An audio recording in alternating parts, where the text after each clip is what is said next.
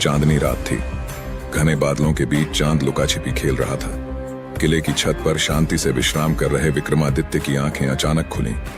एक दर्द भरी चीख ने उस सन्नाटे को चीर दिया। एक स्त्री की करुण पुकार। राजा एक पल भी नहीं रुके, तुरंत अपने घोड़े पर सवार हो गए। कुछ ही दूरी पर उन्हें एक दृश्य दिखा। एक स्त्री डरी, थकी और भय से कांपती जंगल की पगडंडी पर बदहवास भाग रही थी, और उसके पीछे एक विकराल भयानक दैत्य। स्त्री ने जैसे ही सम्राट को देखा, वह दौड़ती हुई उनके चरणों में गिर पड़ी। राजन, मेरी रक्षा कीजिए, विक्रमादित्य बोले। बहन, अब तुम राजा विक्रमादित्य की शरण में हो। जब तक यह तलवार मेरे हाथ में है, तुम्हें कोई छू भी नहीं सकता। दैत्य जोर से ठाका मारते हुए बोला, हा, मूर्ख मानव, तू इसकी रक्षा करेगा। अगर जान प्यारी है तो अभी पीछे हट जा, नहीं तो तेरी राख भी हवा में उड़ जाएगी। जब विक्रमादित्य ने तलवार उठाई तो राक्षस की रूह कांप गई। अबला नारी के बहते आंसू को देख राजा विक्रमादित्य का खून खौल उठा। उन्होंने उस भयभीत स्त्री की ओर देखा। दैत्य बोला, मुझे रोक सके ऐसा कोई नहीं। पर विक्रमादित्य रुके नहीं। रक्त वर्णित आंखों में प्रतिशोध की ज्वाला लिए उन्होंने अपनी तलवार खींच ली और ललकारते हुए दैत्य पर टूट पड़े। भीषण युद्ध हुआ, हर बार जैसे बिजली कड़क रही हो। राक्षस ने भी पूरी ताकत झोंक दी, लेकिन विक्रम का पराक्रम भारी पड़ा।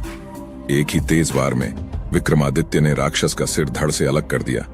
परंतु तभी एक चमत्कार हुआ। कटे हुए सिर ने फिर से शरीर से जुड़कर उसे जीवित कर दिया। राजा विचलित नहीं हुए। उन्होंने दैत्य का सिर पकड़कर एक पहर तक उसे धरती पर घसीटा, और अंततः राक्षस भयभीत होकर पीठ दिखा भाग खड़ा हुआ। विक्रमादित्य ने उसे जाते हुए देखा, पर उन्होंने पीछा नहीं किया। उसके पेट में है अमृता का रहस्य।